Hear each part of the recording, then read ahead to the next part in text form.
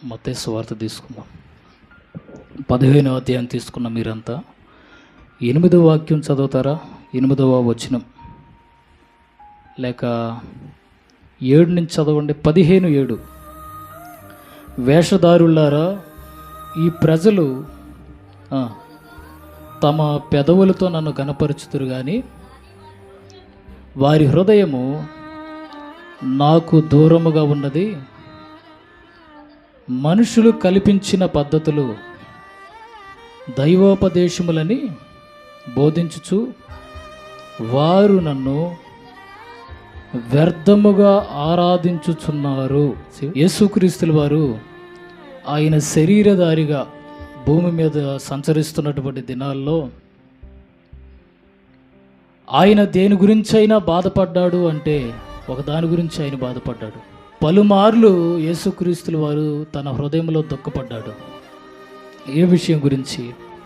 అక్కడ అంటున్నాడు కదా, ఈ ప్రజలు తమ పెదవులతో నన్ను గనపరుచుదురు కానీ వారి హృదయము నాకు దూరముగా ఉంది. ఎవరు చెప్తున్నటువంటి మాట ఇది? యేసుక్రీస్తుల వారు చెప్తున్నటువంటి మాట. అలాగే యెషయా ద్వారా కూడా ఈ మాట పలకబడింది. ప్రియ దేవుని బిడ్డలారా, ఈరోజు ఈ భూప్రపంచంలో ఉన్నటువంటి సార్వత్రిక సంఘాలన్నిటిలో చాలామంది ఆరాధన చేస్తున్నారు, చాలామంది ప్రభువుని స్తుతిస్తున్నారు, ఆయనను గణపరుస్తున్నారు. కానీ హృదయము దేవునికి దగ్గరగా ఉందా లేదా? ఆరాధన అయితే చేస్తున్నాం, దేవుణ్ణి అయితే స్తుతిస్తున్నాము, కానీ మనం ఆలోచన చేయాల్సినటువంటి విషయం ఏంది? మన హృదయము దేవునికి దగ్గరగా ఉందా లేదా? ఎప్పుడైనా మనం ఆలోచన చేసామా? ఈ విధంగా ఎప్పుడైనా మనం ఆలోచన చేస్తాం. అందుకే దేవుడు ఏమంటున్నాడు? మీ హృదయము నాకు దూరముగా ఉందని ఈరోజు చెప్తున్నాడు. ప్రియ దేవుని బిడ్డలారా, దేవుడు హృదయాంతరం ఎరిగినటువంటి దేవుడు కనుక ఎవరి హృదయము దేవునికి దూరంగా ఉందో ఆయన చూస్తున్నాడు. ఇప్పటికీ ఆయన దుఃఖపడుతున్నాడు. పరిశుద్ధాత్మ దేవుడు మనవలు చూసి ఆయన కన్నీరు విడుస్తున్నటువంటి సందర్భాలు ఎన్నో. కారణము హృదయము దూరముగా ఉంది. అందుకే సామెతల గ్రంథంలో 23వ అధ్యాయం 26వ వాక్యంలో చెప్పబడినటువంటి మాట, నా కుమారుడా నీ హృదయము నాకు ఇమ్ము అంటాడు. హల్లెలూయా. నాతో కూడా కలిసి మాటలు చెప్తారు, నా కుమారుడా నీ హృదయము నాకిమ్ము. హల్లెలూయా. సాక్షాత్తు దేవుడు చెప్తున్నటువంటి మాట అది. ఏమంటున్నాడు? ఏం అడుగుతున్నాడు? నీ హృదయాన్ని నాకివ్వు నా కుమారుడా, నీ హృదయాన్ని నాకివ్వు నా కుమార్తె. నీ హృదయము నాకు దూరంగా ఉంది. ఎన్నాళ్ళు నువ్వు అలా దూరంగా ఉంటావు? నీ హృదయము నాకివ్వు, నీ హృదయము నాకివ్వు అని దేవుడు అడుగుతున్నాడు. హృదయము గురించి ఇర్మియా గ్రంథంలో రాయబడినటువంటి మాట ఏంది? హృదయము చెప్తారా? హృదయము ఇది అన్నిటికంటే మోసకరమైనది, బహువ్యాధి గలది, భయంకరమైనది అని హృదయం. అందుకే దేవుడు ఏమంటున్నాడు? నీ హృదయాన్ని నాకివ్వు. నిజంగా మనిషి హృదయం ఎలాంటిదయ్యా అంటే మోసకరమైనది. మనిషి హృదయం ఎలాంటిదయ్యా అంటే బహు భయంకరమైనది, వ్యాధి గలది. అందుకే దేవుడు అడుగుతున్నాడు, నీ హృదయాన్ని నాకు ఇస్తావా? ఎన్నాళ్ళు నువ్వు నీ హృదయాన్ని దూరంగా పెట్టుకుంటావు?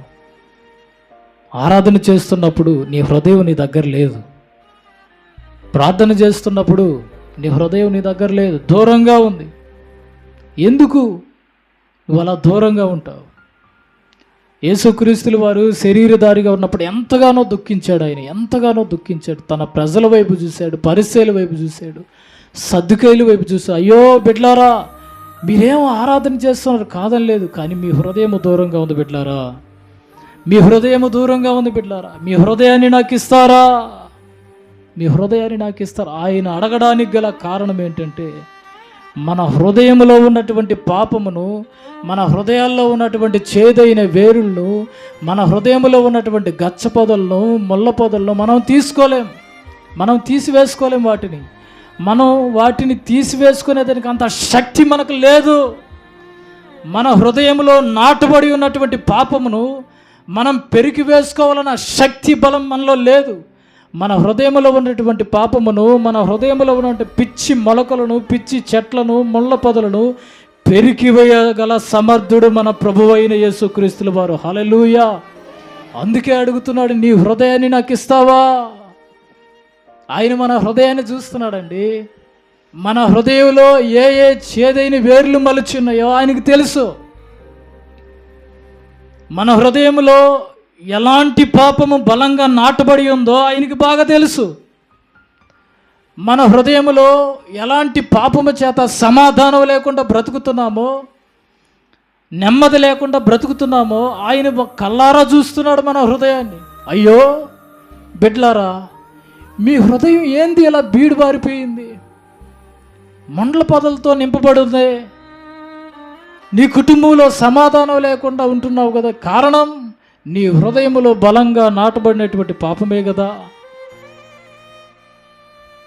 అందుకే నీ హృదయాన్ని నాకు ఇస్తావా అని దేవుడు అడుగుతున్నాడు. హల్లెలూయా.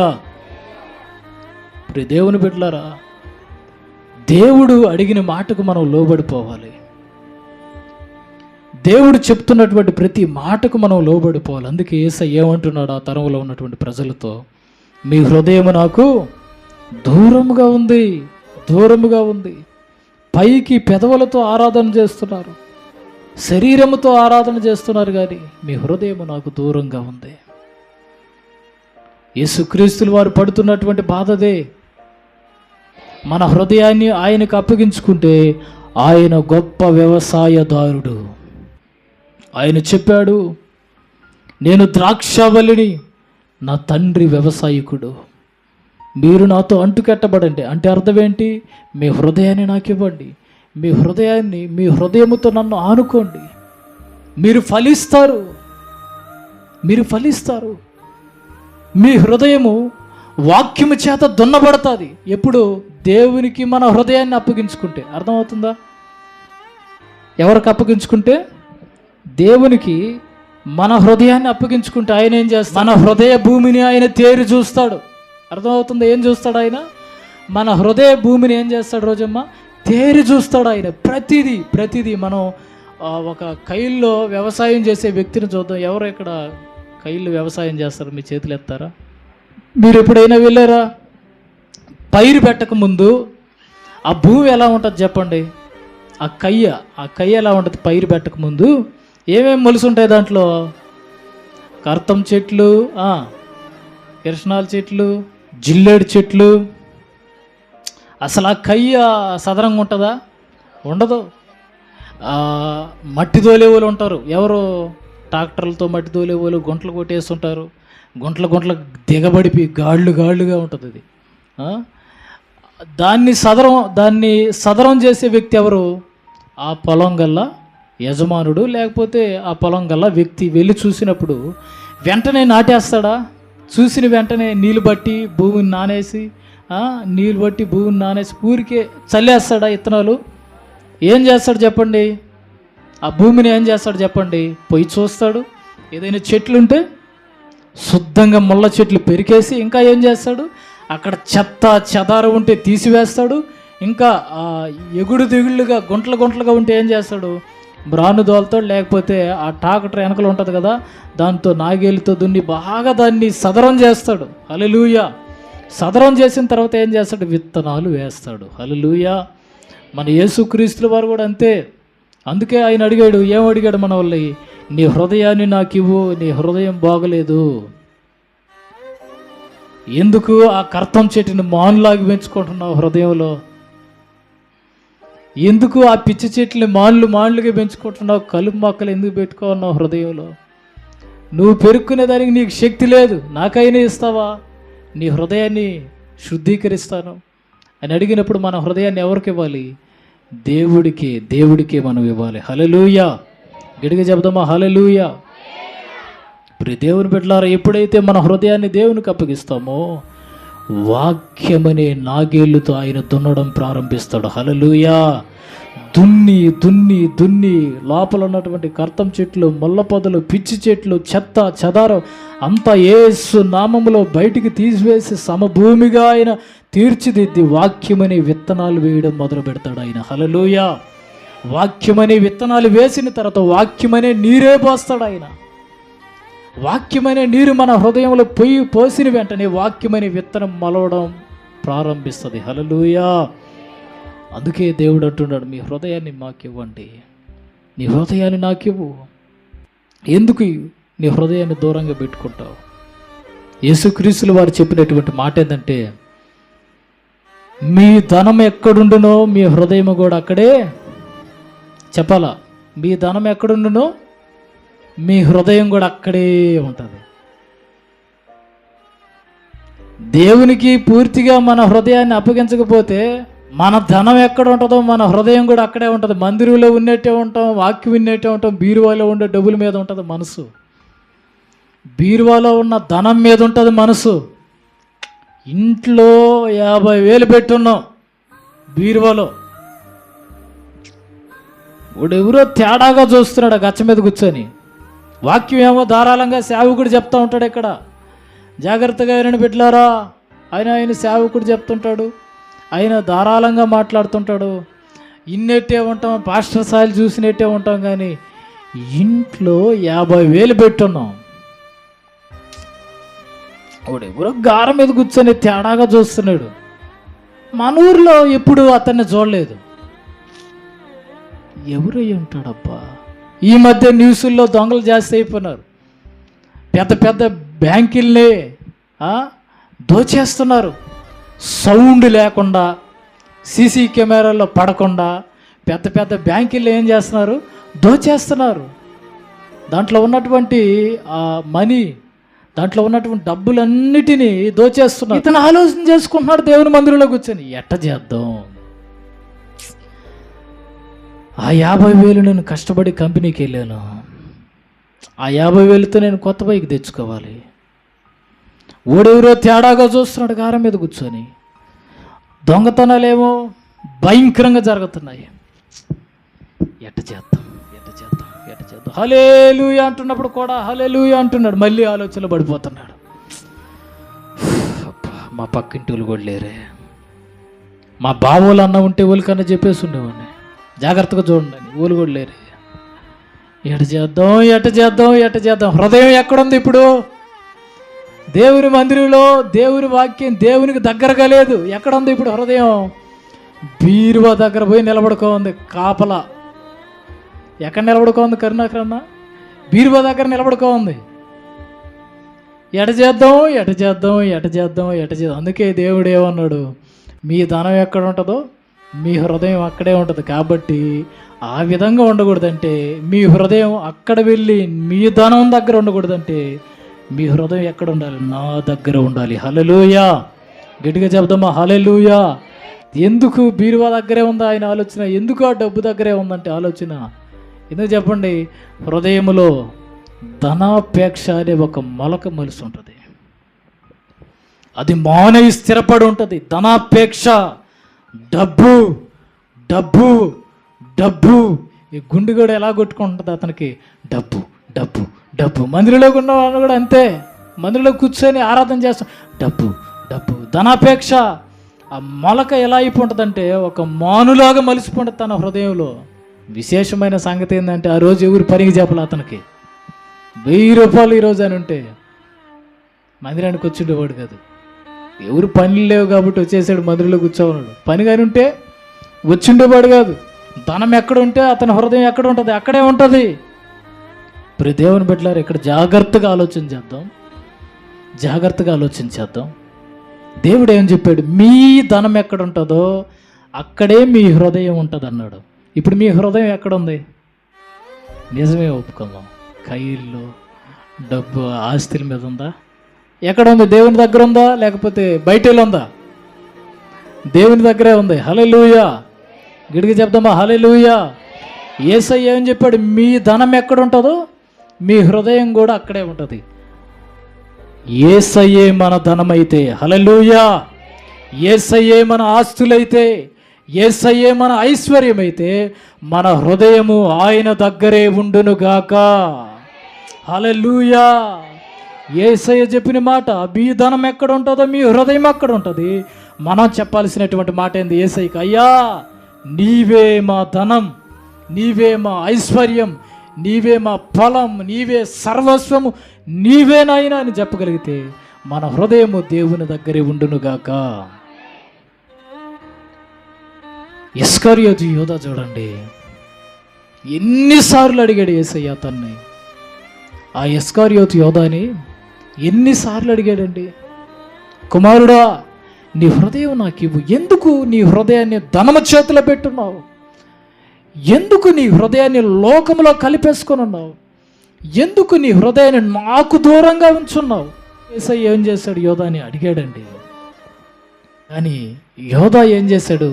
యోధా ఏం చేశాడు చెప్పండి? హృదయాన్ని దేవునికి ఇవ్వలేదు, తన హృదయాన్ని దేవునికి దగ్గర చేయలేదు.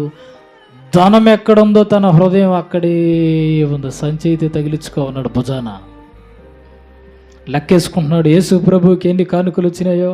200, 300, 400 వేసుకున్నాడు. అబ్బా దీంట్లో ఒక 100 రూపాయలు కట్ చేసేద్దాం. సంచిలో డబ్బులు వేస్తుంటే ఆ సంచి స్థాయిలో చూపెట్టుకో ఉంటాడు. డబ్బు హృదయం అక్కడే కదా ఉండేది. యేసయ్య చెప్తున్న మాటల వైపు లేదు అతనికి. అర్థమవుతుందా? యేసయ్య ప్రకటిస్తున్నటువంటి జీవము కలిగినటువంటి మాటల వైపు తన హృదయం లేదు. తన హృదయం దేని వైపు ఉందంటే డబ్బు వైపు ఉంది. ఆ డబ్బు వైపు ఆ సంచిలో చూసుకుంటాడు. యేసయ్య వాక్యాన్ని ప్రకటిస్తున్నప్పుడు, కొండ మీద వాక్యాన్ని ప్రకటిస్తున్నప్పుడు, జనసమూహంలో వాక్యాలు ప్రకటిస్తున్నప్పుడు ఇతను చేసే పని ఏంటంటే డబ్బులు ఎంత ఉంది లెక్కేసుకోవడం. అర్థమవుతుందా? ఏం చేస్తున్నాడు సమయాలన్నా? డబ్బులు లెక్కేసుకోవడం. 10 రూపాయలు ఉండింది, ఉందా కింద? ఉన్నది. ఆయన జీవము కలిగిన వాక్యాలు ప్రజలకు ప్రకటిస్తున్నప్పుడు ఇతను డబ్బులు చూసుకున్నాడు, సంచి ఉందా లేదా. ఏదో ఇట్రా అని యేసయ్య పిలిచినప్పుడు సంచి తగిలించుకున్నాడు పైన. మర్చిపోయి సంచి ఎక్కడెక్కడైనా పెట్టేనాడు అనుకో, మళ్ళీ చూసుకున్నాడు. సంచాడు ఉందమ్మా కరుణమ్మా సంచి ఉంది, ఎత్తుకో, మళ్ళీ తగిలించుకున్నాడు సంచి. సగం దూరం వెళ్ళిన తర్వాత మళ్ళీ సంచి ఓపెన్ చేస్తున్నాడు. మళ్ళీ సంచి చూసుకున్నాడు, కింద చిల్లు కనపడిపోయింది. సమయాలన్నా ఆ బ్యాగ్కి కింద ఎక్కడైనా చిరుగుందా చూడు, చినగలేదు. యోధా పాయ నువ్వు చినగలేదు కానీ మా సమయాలు అని చెప్తున్నాడు. సరేలే పదమ్మా, యేసయ్యతో కూడా నడిచిపోతాం. మళ్ళీ కాసేపు దాని ఒక డౌట్, జాను సంచి అంది పెద్ద ఆ డబ్బులతో నిండిపోయిన సంచి అంది బాగా తగ్గిపోయింది జాను. ఓయో యోధా నువ్వు పాయ మా తలకాయ తినబాకాయ నువ్వు. యేసయ్య ముందు నడుస్తా ఉన్నాడు గలిలయ తీరవునా, పాయ నువ్వు. మళ్ళీ డౌట్, ఏం డౌట్? డబ్బులు ఉంటాయో చూద్దామా, లెక్కేసుకుందామా?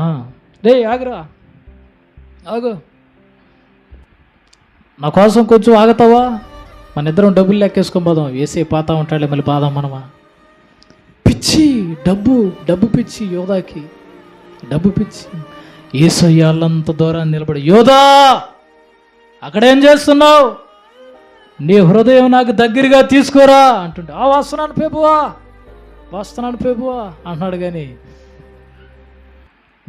తన హృదయాన్ని దేవుని దగ్గరకు తీసుకొని వెళ్ళటం లేదు. దేవుని బిడ్డలారా, మన హృదయాన్ని దేవునికి అప్పగించుకోకపోతే, మన హృదయాన్ని దేవుని దగ్గరగా తీసుకోరాకపోతే, మన హృదయంలో భయంకరమైనటువంటి మొల్ల పొదలు, భయంకరమైనటువంటి పొదలు, భయంకరమైనటువంటి బీడు బారినటువంటి భూమి ఏర్పడుతుంది. మీకు చెప్పనా, జాగ్రత్తగా వినండి. మనం ఇంటి దగ్గర లేకుండా ఒక 2-3 నెలలు కానీ దూరం అక్కడెక్కడ కానీ వెళ్ళామనుకోండి, ఏమైపోతుంది ఇంటి దగ్గర? పెద్ద అయినా ఏమై ఉంటుంది ఇంటి దగ్గర? బీడు పడిపోయి అర్థమయ్యేటట్టు చెప్పండి. మొలకలు పిచ్చి పిచ్చి చెట్లు వచ్చేస్తుంటాయి. తర్వాత ఏముంటుంది? గడ్డి మలిసి ఉంటుంది. తర్వాత చెత్త చెదారం, దుమ్ము ధూళి, ఆ ఏడాడు కొట్టే ఎలుకలు, ఆ వైర్లు కొట్టేసి ఆ ఇంట్లో కరెంట్ ఏముండదు, బూజు పట్టిపోతుంది ఇల్లంతా. అర్థమవుతుందా? కొద్ది రోజులు మనం ఇంటికి దూరంగా ఉంటే ఇల్లు ఏమైపోతుంది? పాడుపడిపోతుంది. మన హృదయాన్ని దేవునికి దూరంగా కానీ పెట్టేసేవనుకో, మందిరానికి రాకుండా ఏమైపోద్ది? మన హృదయం పాడుపడిపోద్ది, బీడు పడిపోద్ది, పిచ్చి మొలకలు మలిసిపోతాయి, మల్ల పొదలు మలిసిపోతాయి, చేదైన వేర్లు మలిసిపోతాయి. అంత మట్టుకే కాకుండా హృదయం అనే భూమిలో వెలుగు అనేదే ఉండదు. హృదయమైన భూమిలో ఆ భయంకరమైనటువంటి బీడులో, ఆ భయంకరమైనటువంటి ఆ గొచ్చ ఆ ముళ్ళ పొదల్లో విషపురుగులు చేరడం మొదలు పెడతాయి. ఏం చేరడం మొదలు పెడతాయి చెప్పండి? విషపురుగులు, పాములు, తేళ్ళు, ఎలుకలు, ఇవన్నీ చేరడం మొదలు పెడతాయి. కారణం ఏంటి? ఎవరు అక్కడ నివాసము లేరు. ఎవరు నివాసం లేరు కాబట్టి పాములు, తేళ్ళు ఏమంటే అవి అక్కడ చేరతాయి. గడ్డి మొలిసిపోద్ది, చెట్లు మొలిసిపోతాయి. మన హృదయము దేవునికి దూరంగా పెట్టామనుకోండి, మన పరిస్థితి కూడా అంతే. గడ్డి మొలిసిపోద్ది, పావులు, తేళ్ళు, చీకటి కలిగినటువంటి హృదయముగా మార్చబడిపోద్ది. మన హృదయము ఒక చీకటి అగాధముగా, చీకటి భూమిగా మార్చబడిపోతుంది. అందుకే దేవుడు ఏమంటున్నాడు? మీ హృదయాన్ని నాకు ఇవ్వండి. హల్లెలూయా. మీ హృదయాన్ని నాకు ఇస్తే వాక్యముతో దున్నుతాను. మీకున్నటువంటి ప్రతి మల్ల పొదలు, చేదైన వేర్లు అన్నీ ఏరి పారవేసి సారవంతమైన భూమిగా మీ హృదయాన్ని మారుస్తానని ఆయన ఈరోజు చెప్తున్నాడు. హల్లెలూయా, హల్లెలూయా. అంత మట్టుకే కాకుండా మన హృదయమైన భూమిలో వ్యవసాయదారుడు సంచరిస్తే వెలుగే కలుగునుగాక. ఆయన వెలుగై ఉన్నాడు ఈ లోకానికి. మన హృదయం అనే భూమిలో ఎవరు సంచరించాలి చెప్పండి? వ్యవసాయదారుడు అంటే యేసుక్రీస్తుల వారు, పరమ తండ్రి అయినటువంటి దేవుడు, పరిశుద్ధాత్మ దేవుడు మన హృదయం అనే భూమిలో సంచరిస్తే, మన హృదయం అనే భూమి చీకటిగా ఉంటే ఏమైపోద్ది చెప్పండి? వెలుగుమయముగా మార్చబడిపోద్ది. వెలుగులో ఏ విష పురుగు కూడా నిలవలేదు. అర్థమవుతుందా? వెలుగులో ఏ తేలు, ఏ పాము కూడా నిలవలేదు. అవి ఎక్కడ నివాసం చేస్తా చెప్పండి? ఎక్కువ చీకటిలో నివాసము చేస్తాయి. హల్లెలూయా. అంత మట్టుకే కాకుండా ఆయన చెప్తున్నటువంటి మాట, మీ హృదయము నాకు ఇస్తే మీ హృదయాన్ని నూతన పరుస్తాను. హల్లెలూయా. నూతనమైన హృదయాన్ని మీకు ఇస్తాను. ప్రియ దేవుని బిడ్డలారా, జాగ్రత్తగా వినండి. మన హృదయము దేవునికి దగ్గరగా ఉందా లేదా ఒకసారి ఆలోచన చేద్దాం.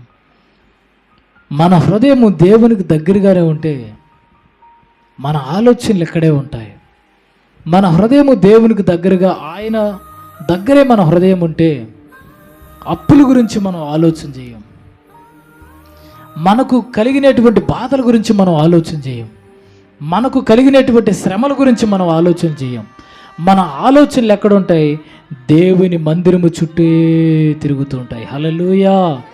మన హృదయము దేవుని దగ్గర ఉంటేనే. దేవుని దగ్గర లేకుండా మన హృదయము దూరంగా ఉందనుకోండి, ఏమవుతుంది చెప్పండి? మన హృదయము బీడు బారిపోతుంది అనే మాటను జ్ఞాపకం చేసుకుంది ఈరోజు. మన హృదయము బీడు బారిపోతే మన కుటుంబంలో సమాధానం అనేది కనిపించదు. మన హృదయము బీడు బారిపోతే, పాడుబారిపోతే మన హృదయములో వెలుగు అనేదే ఉండదు. చీకటే ప్రాప్తిస్తుంది. కుటుంబంలో చీకటి ఏలుబడి చేస్తుంది. కుటుంబంలో అసమాధానం ఏలుబడి చేస్తుంది. కారణం దేవునికి హృదయాన్ని అప్పగించుకోకపోవడం వల్ల.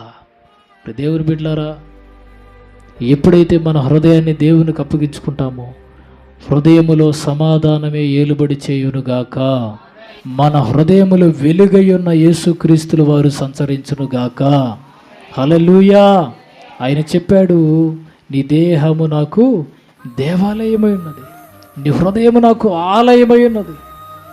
ప్రియ దేవుని బిడ్డలారా, ఎప్పుడైతే మనం మన హృదయాన్ని దేవునికి దగ్గరగా తీసుకెళ్ళి మన హృదయాన్ని ఆయనకి అప్పగిస్తామో ప్రతిరోజు మనకు తెలియకుండా ఏదో ఒక చేదైన వేరు మొలుస్తూనే ఉంటుంది. మనకైతే తెలియదు. జాగ్రత్తగా వినండి. మనకు తెలియకుండానే ఏమవుతుంది చెప్పండి?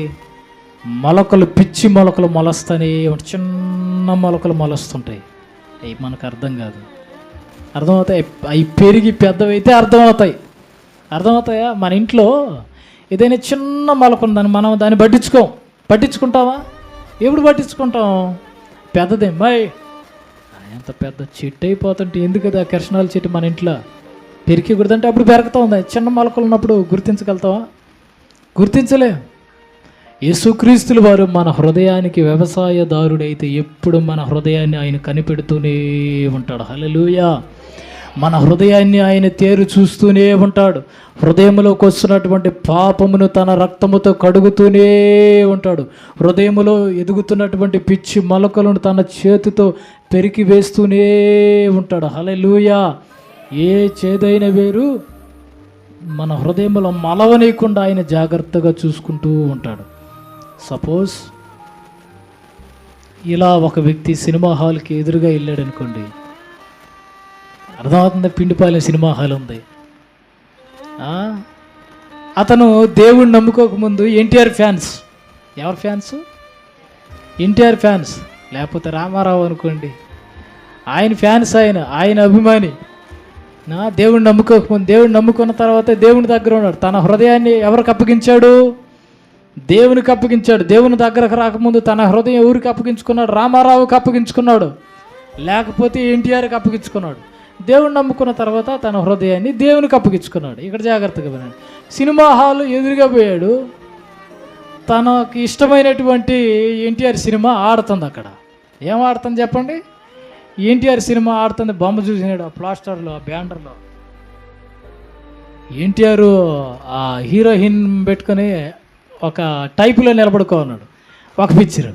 ఇంకో పిక్చరు అదొక కత్తి ఎత్తుకొని నిలబడుకో ఉన్నాడు, ఎవరినో తరమవుతున్నట్టు ఎన్టీఆర్. ఇది చూసాడు. ఊరి పోయేవాడు బాకుండా బైక్ కాపేసి అక్కడ ఆయన చూశాడు. బా ఏం కటౌట్, మా ఎన్టీఆర్ అప్పుడు సన్నగా ఉన్నాడు, నేను దేవుడిని నమ్ముకోకముందు ఇప్పుడు కండలు తిరిగిపోయినాయి, ఏందబ్బా ఈ కథ అని చూస్తున్నాడు. అక్కడ చేరి వెళ్ళకుండా. అర్థమవుతుందా? ఇతడు దేవునికి అయితే తన హృదయాన్ని అప్పగించుకున్నాడు, కానీ క్రమక్రమంగా మొలకలు వస్తూ ఉన్నాయి. చూడాలని మొలకలు పుడుతున్నాయి హృదయంలో. అర్థమవుతుందా? అక్కడ చేరి ఆ విశాల ద్వారం అంటాను నేను దాన్ని, విశాల మార్గం. సినిమా హాల్ దగ్గరే ఉంటాడు. ఎవరోడు చెప్పండి? మన విరోధి. సినిమా హాల్ దగ్గరే ఉంటాడు, నిలబడుకో ఉంటాడు. మామూలుగా వీళ్ళు దేవుడిని నమ్ముకోకుండా ఉంటారు, వాళ్ళ సంగతి వేరు. వాళ్ళు ఎంజాయ్ చేస్తుంటారు, వాళ్ళు వెళ్తుంటారు, మనం దానికి కాదనిలే, వాళ్ళ ఇష్టం అది. అర్థమవుతుంది? దేవుడిని నమ్ముకున్న బిడ్డ దేవుడికి తన హృదయాన్ని ఇచ్చాడు కదా, తన హృదయాన్ని ఇచ్చాడు కదా. ఆ వ్యక్తి కానీ ఆ మార్గం గుండా కానీ ఒక్కరొంత కానీ ఆగి కానీ దానిసార్లు కానీ చూస్తే వెంటనే చూస్తాడట, రే వీడు దేవుని మందిరానికి వెళ్ళేవాడు కదా, వీడిని ఎట్టయినా లాగేసుకోవాలరా. చిన్న మొలకలు పుట్టిస్తాడు అప్పుడు లోపల. ఏమని? ఎవరో చూడలేదులే. ఇష్టమైన హీరో ఇతను, పాదమాబుద్ద చిన్నగా మొలుస్తుంది. అపవాది చూస్తాడు, మొలుస్తుందా అని చూస్తాడు, మొలుస్తుంది. దేవుడు కూడా చూస్తుంటాడు. అర్థమవుతుందా? మొలిచే మొలకలు దేవుడు చూస్తుంటాడు, అపవాది చూస్తుంటుంది. తర్వాత ఏం జరుగుతుంది మీకు చెప్పనా? తను పూర్తిగా తన హృదయాన్ని దేవునికి అప్పగించుకున్నాడు కాబట్టి, హల్లెలూయా. పరిశుద్ధాత్మ దేవుడు వెంటనే చేసేటువంటి పని ఏందో తెలుసా? తనలో మొలిచినటువంటి మొలకను ఎప్పుడైతే తుంచేస్తాడో, మనం ఈ చూడకూడదండి, మళ్ళీ బైక్ స్టార్ట్ చేసుకొని అర్థమైందా? ఎప్పుడైతే తనకు ఈ ఆలోచన మళ్ళతుందో, మనం ఈ చూడకూడదు దేవుడు నమ్ముకున్న బిడ్డలు అని ఎందుకు వస్తుంది ఆలోచన అంటే, వెంటనే పరిశుద్ధాత్మ దేవుడు చేసేటువంటి పని మన హృదయ భూమిలో మొలిచినటువంటి మొలకను వెంటనే తుంచేస్తాడు ఆయన.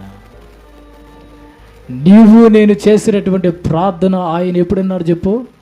ఎప్పుడైతే మనం దేవుని సన్నిధిలో మోకరించి, నాయనా నా హృదయాన్ని నీకు అప్పగిస్తున్నాను, నా హృదయానికి వ్యవసాయదారుడవు నీవే అని ఎప్పుడైతే మనం అప్పగించుకున్నామో, మన హృదయాన భూమికి ఆయన అధికారిగా ఉన్నాడు బిడ్డలారా. హల్లెలూయా.